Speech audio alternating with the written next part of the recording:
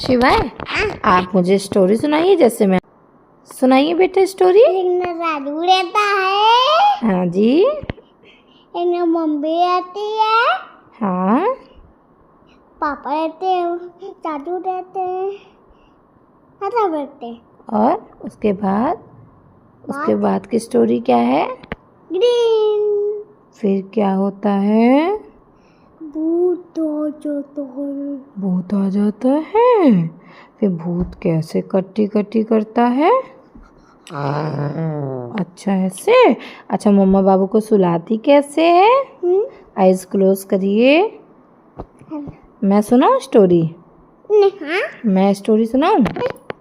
बताइए। तो ठीक है, सबको बाय करिए। बाय। ये मेरे शिवाय की स्टोरी थी जो मैं सुनाती हूँ, उसी को ये कॉपी करते हैं। और मेरे बेटे हैं जो क्या करते हैं? कह दीजिए बाय। गुड नाइट, शुभ रात्रि।